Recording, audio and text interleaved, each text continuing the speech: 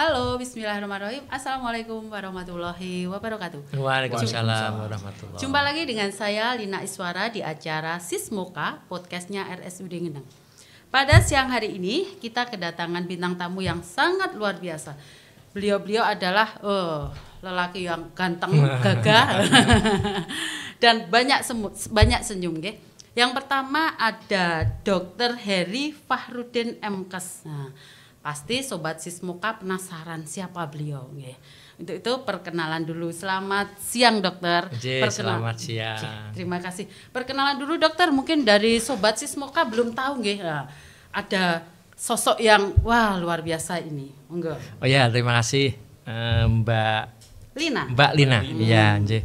Selamat pagi. Assalamualaikum warahmatullahi wabarakatuh. Waalaikumsalam. Mohon izin kami perkenalan dulu. Nama Dr. Heri Nur Fahrudin MMKes yang kebetulan saat ini kami diamanai oleh Bapak Bupati untuk memimpin di Dinas Kesehatan Kabupaten Ngawi. Seperti itu.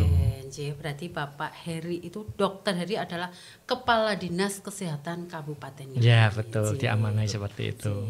Mohon doa dan supportnya. Ya pasti dokter ya. Pasti kita support urusan kesehatan, kita selalu support dokter. Untuk yang kedua, bintang tamu kita yang kedua pasti tidak asing lagi. Yang punya RSUD Ngeneng itu ya beliau ini ya. Ganteng juga orangnya, siapa dia kalau bukan Dokter Sigit. Selamat siang dokter. Selamat siang Mbak Lina. Kabar sehat dokter? Alhamdulillah sehat. Perlu refreshing lagi dokter? Iya, kita rencanakan. Refreshing terus ya dokter ya. Refreshing terus. Itu juga kebutuhan dari salah satu kesehatan kita nggih dokter. Kalau gini sobat Sismoka, kalau pikiran kita itu seneng, hawani itu yo sehat nggih dokter. Sehat. Semuanya sehat alhamdulillah nggih. Kita sudah didampingi oleh beliau-beliau yang luar biasa ini. Yang pertama ini dalam rangka HKN dokter. RSUD Ngeneng ini melaksanakan donor darah untuk siang hari ini. Luar biasa antusias masyarakat sampai meluber-luber. Nah, apakah sebenarnya donor darah itu seperti apa sih dokter? Ada yang berkesan, aku ki darahku tensinya sidik, masuk donor darah gak bahaya ta.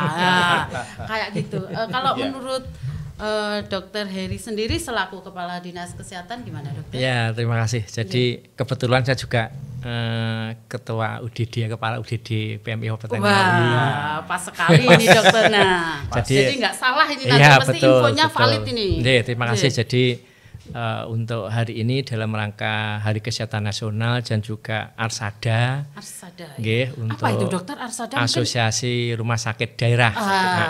Asosiasi Rumah Sakit Daerah yang kebetulan ada kegiatan hari ini adalah dengan kegiatan donor darah. Jadi kami mengucapkan banyak terima kasih luar biasa atas atensi dari Rumah Sakit Ngeneng dan juga masyarakat yang ada di sekitar Kecamatan Ngeneng yang luar biasa hari ini. Tadi informasinya ada sekitar 60 pendonor.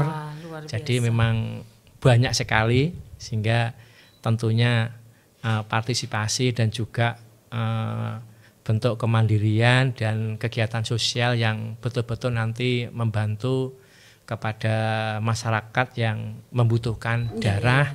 Sehingga tentunya mereka bisa dibantu karena setetes darah ini juga akan menjadi nyawa ataupun menyambung nyawa dari mereka yang betul-betul membutuhkan. Seperti itu Bu. Kalau untuk dari Dokter Sigit sendiri gimana? Antusiasnya ternyata luar biasa ya dokter ya? Iya, luar biasa sekali Mbak Lina. Jadi ternyata masyarakat itu semakin hari juga semakin paham ya arti dari donor darah itu seperti apa. Kalau dulu mungkin masih takut ya, diambil darahnya ya. Nanti kalau semaput dokter nanti kurang bagaimana. Tapi kalau kita lihat kemarin itu kita sampaikan melalui pamflet dan akhirnya hari ini terjawab. Ternyata antusiasnya sangat luar biasa. Bahkan boleh dibilang ini nanti kalau misalnya melebihi target ya, melebihi target ya, betul ya. Makanya berarti sekarang masyarakat sudah semakin paham gitu nggak dokter ya enggak?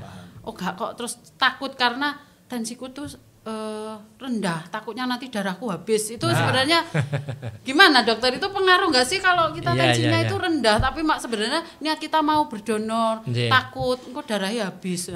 Gini mungkin saya bisa nambah sedikit. Jadi untuk donor darah itu memang ada persyaratan. Jadi sebelum mereka itu diambil darahnya itu kita lakukan screening mulai dari pemeriksaan tensi, kemudian juga pengecekan HB dan juga golongan darahnya. Jadi kalau mereka tensinya normal. Dalam artian di bawah 150, kemudian diastolnya itu 80 itu dengan HB itu antara 12 sampai 17. Itu yang bisa untuk diambil darahnya. Tapi kalau misalkan HB-nya kurang dari 12 maka sementara ini ditunda karena risikonya juga banyak. Termasuk juga mereka yang HB-nya lebih dari 17 itu juga tidak kita ambil. Kenapa? Karena kalau HB-nya lebih dari 17 itu risikonya darah itu cepat sekali untuk menggumpal sehingga tentunya nanti juga akan ibaratnya kalau nanti tetap dipaksakan nanti eman-eman darah nggak bisa digunakan oleh masyarakat yang membutuhkan betul. Termasuk juga darah itu nanti jadi rusak, kan eman terbuang sia-sia.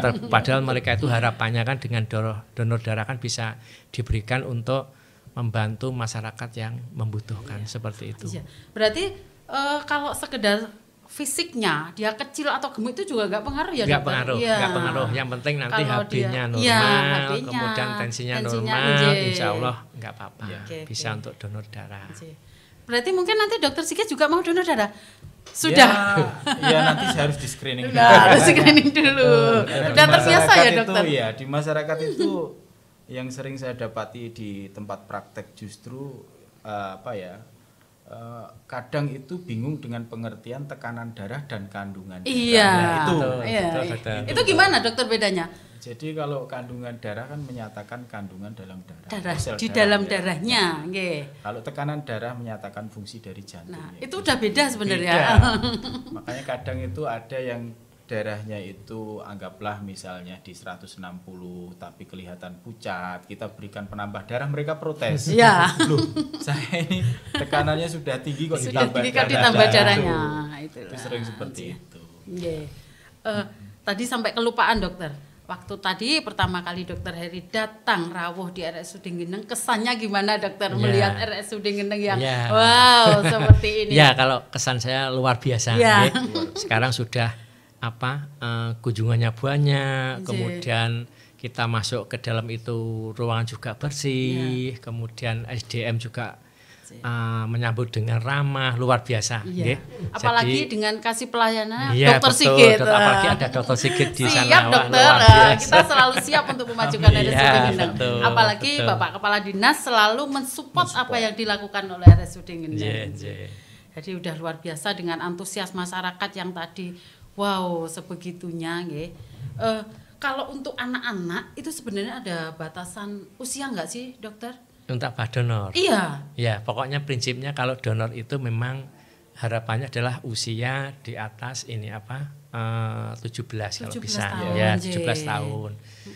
Kenapa? Ya karena hubungannya dengan betul-betul nanti kandungan sel-sel dalam darah itu betul-betul sudah sempurna. Sudah sempurna sehingga kalau nanti kita ambil nanti bisa betul-betul bisa digunakan oleh masyarakat butuhkan, termasuk juga penghasil atau sumsum tulang yang menghasilkan sel darah itu segera memproduksi ulang segera secara cepat. Sehingga tentunya bagi pendonor itu batas waktunya adalah 2 bulan. 2 bulan bisa donor ulang karena hubungannya dengan pengembalian untuk sel-sel darah ini bisa utuh kembali, bisa sempurna kembali sesuai dengan sedia kala seperti itu. Luar biasa jadi nggak usah takut Sobat Sismuka. Kalau nanti mungkin kedepannya dari RSUD Ngeneng melaksanakan donor darah datang aja. Kita juga akan didampingi oleh dokter-dokter yang sudah luar biasa. Gak usah takut, ndredeg boleh tapi takut jangan. Iya. Itulah ya, dokter. betul. Kadang kesannya kita sebagai yang awam itu wes ndredeg dulu. Iya betul, karena mungkin diambil darah nanti habis gimana darahnya. Nah itu kan jadi permasalahan. Padahal sebetulnya tidak. Jadi sebetulnya kalau kita itu donor rutin itu ini apa? Yang namanya sumsum tulang itu akan memproduksi sel-sel darah yang segar. Karena biasanya kalau mereka donor itu maka karena darahnya terambil kurang lebih sekitar kurang lebih 300 cc sampai 400 cc. Padahal sebetulnya di dalam tubuh kita itu untuk darah itu memang kurang lebih ada sekitar sekitar 6 liter lah. Hanya seperberapanya yang kita ambil, dan itu pun darah itu kan ada dua, ada plasma termasuk sel-sel. Nah, sel-selnya kan ada sel darah putih, sel darah merah dan sebagainya, sehingga trombosit dan sebagainya. Sehingga tentunya di dalam pengambilan pun itu memang tujuannya kita kan mengambil darahnya kurang lebih sekitar 200 sampai 300 cc yang itu nanti akan kita berikan tergantung kebutuhan. Karena selama ini kegiatan-kegiatan yang ada di rumah sakit, baik itu mungkin operasi ataupun pemberian darah untuk mereka yang anemi, talasemi, itu memang darahnya biasanya adalah darah yang PRC. Jadi sel-selnya, jadi plasmanya itu yang akan dipilah. Jadi plasmanya itu yang akan kita buang, tapi yang kita ambil adalah sel-selnya dengan tujuan agar supaya nanti darah itu segera tercukupi. Seperti itu. Beda dengan kalau whole blood. Kalau whole blood itu beda. Kalau whole blood itu darah utuh langsung semua diberikan. Dan itu memang kebanyakan yang di tempat kita maupun di seluruh Indonesia ini yang dipakai biasanya yang sering adalah PRC maupun trombosit untuk kasus-kasus seperti DB dan sebagainya. Seperti itu. Iya. Dan yang lebih kita semakin paham ya Sobat Sismuka, bahwa sebelum donor itu kita di screening yang luar biasa. Jadi jangan khawatir, kok darahnya piye yo, bagus ndak? Itu sudah ahli-ahlinya sudah, pokoknya luar biasa. Ini tambah sedikit Mbak. Jadi sebetulnya screening itu adalah tahap awal. Tahap awal untuk apakah pendonor ini layak atau tidak untuk diambil darahnya. Termasuk juga setelah mereka diambil darah-darah itu nanti akan kita lakukan screening di PMI ya. Screening itu adalah untuk menentukan apakah mungkin dia ada HBsAg-nya, hepatitis B, ataupun ada hepatitis C, atau mungkin HIV, dan juga yang satu adalah ini sipilis. Jadi ada 4 parameter yang itu bentuk upaya kita untuk dilakukan. Semua darah yang akan kita berikan ke mereka yang membutuhkan itu harus bebas dari 4 parameter ini. Ini menjadi standarnya Permenkes. Jadi tugas PMI nanti untuk melakukan screening. Sehingga nanti kalau misalkan ada yang reaktif, nanti akan kita sampaikan ke mereka yang bersangkutan untuk tindak lanjutnya Bu. Jadi kalau misalkan kita lab keluar, itu mungkin habisnya sampai 500-600 ribu. Mahal masalahnya. Dan lab kita ini nyun sewu, ini kita nggak pakai rapid tapi kita pakai CLIA. Mungkin bedanya di situ. Jadi ternyata Sobat Sismuka bahwa darah itu juga luar biasa jangan takut. Takutnya kita seperti itu dokter. Kita belum paham kok darah ini apik pokok ya.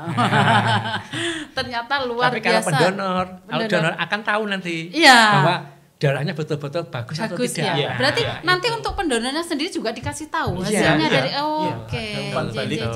Jadi semakin menguatkan kita untuk kedepannya. Misalnya kita mau donor lagi, alhamdulillah tidak ada efeknya, semua aman. Luar biasa tadi dari pagi tadi ya dokter sudah banyak, malah tadi ada yang di IG-nya itu juga ada yang mau donor lagi, cuman kita atur dulu. Nanti insya Allah 2 bulan, 2 bulan lagi. Dan gini Mbak, kita juga sebetulnya kalau program itu untuk kegiatan donor ini kita sudah ibaratnya banyak banget mungkin dari institusi, mungkin rumah sakit, kemudian juga desa itu juga sudah ada. Sudah desa, biasanya dari perangkat desa itu bisa mengumpulkan warganya untuk katakanlah misalkan ada 30 pendonor. Nanti mereka melaporkan ke PMI, maka PMI akan datang untuk melakukan donor darah. Iya, Syaratnya juga 30 minimal. Minimal 30 ya, Dokter. Betul. Dengan syarat yang tadi, Dokter, yang pertama tensinya kita lihat dulu itu tadi dulu melewati screening awal dulu. Betul. Jadi itu nanti kalau yang misalnya ada minimal 30 itu PMI akan datang. Ya, begitu betul. kan syaratnya itu harus ada 30 orang dulu. Soal nanti dari 30 hasilnya seperti itu apa? itu nanti akan ada screening. Kita jadwal Mbak, kita itu 1 bulan kegiatan MU ya. MU itu kan mobile unit. Mobile unit untuk kegiatan donor darah. Itu tiap bulan ini rata-rata kita ada sampai mungkin 15 sampai 20 kali. Tiap bulan hari, itu, Dok. Tiap bulan, tiap hari mubeng, mulai dari Karangjati sampai nanti sini Mantingan itu jadwalnya sudah, sehingga tentunya sudah ada jadwal. Sehingga tentunya nanti kalau misalkan ada mungkin organisasi atau mungkin pemerintah desa ataupun mungkin OPD yang menginginkan untuk donor darah, itu biasanya menghubungi ke WA kita, daftar dulu nanti untuk jadwalnya, karena nanti jangan sampai nanti kita berbenturan dengan. Tapi yang jelas yang minim 30 peserta. Ya, 30 peserta seperti itu. Kalau saya enggak dedek, saya mau ikut juga, Dokter. Boleh. Kalau nggak takut jangan. Kalau takut jangan. Sebenarnya itu mitos atau fakta sih, Dokter? Kalau sebenarnya di hari-hari pertama, di hari-hari biasa tuh tensi normal. Tapi karena mau donor dedek, itu pengaruh nggak sih sebenarnya? Ya itu secara psikologis saja sih sebenarnya faktornya ya. Dan itu manusiawi ya. Kalau kita itu merasa takut merasa akhirnya, tegang, itu pasti akan naik. Sama dengan pasien yang datang berobat. Kadang itu baru datang, dia bilang, saya tadi ditensi di rumah normal loh, Dok. Kenapa di sini kok naik? Mungkin waktu perjalanan misalnya ada insiden yang misalnya di situ rodok lihat apa gitu ya, Dokter. Atau misalnya ngalami sesuatu di jalan, kita kan nggak tahu. Ya, betul. Itu pengaruh. Juga. Jadi tekanan darah itu kan tidak selamanya akan konstan atau tetap, ya pasti berubah. Ya betul sebenarnya tidak semata-mata dedeknya karena itu ya, Dokter. Apalagi setelah kita mau berangkat ketahuan kalau dompetnya ketinggalan, itu tensinya semakin apalagi yang misalnya pendonor pemula ya, betul. Itu masih trauma, psikisnya lebih dipikirnya jarumnya besar. Iya, Dokter. Pemikiran kalau kita sebagai orang awam gitu diambil itu nanti porayo karu-karuan kayak gitu dalam jumlah yang banyak.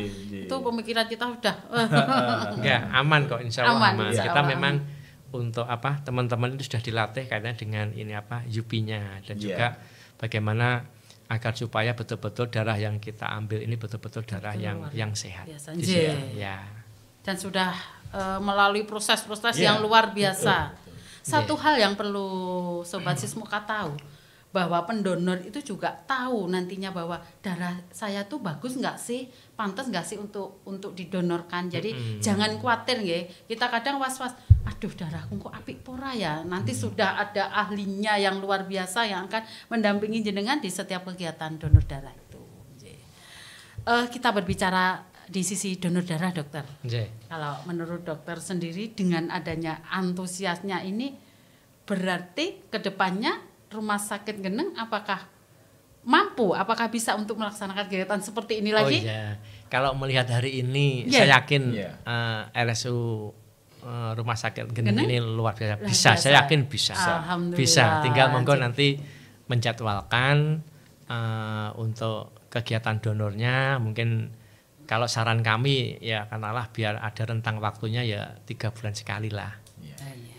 Itu yang paling cepat. Kalau misalkan enggak ya mungkin dalam 1 tahun 2 kali sudah luar biasa. Kalau nanti. untuk pendonor sendiri itu berapa misalnya? Kalau pendonor itu 2 bulan. 2 bulan misalkan hari ini donor, nanti tempo 2 bulan berikutnya nanti boleh dibolehkan untuk donor. Dan kita ada aplikasi yang kita tahu bahwa ini pendonor ini sudah donor, dan aplikasi itu juga akan mengingatkan pendonor ini saatnya untuk donor dan sebagainya. Kita ada otomatis sendiri ada WA Gateway. Iya yang nanti akan disampaikan aplikasi bahwa ini jenengan saatnya untuk donor kembali.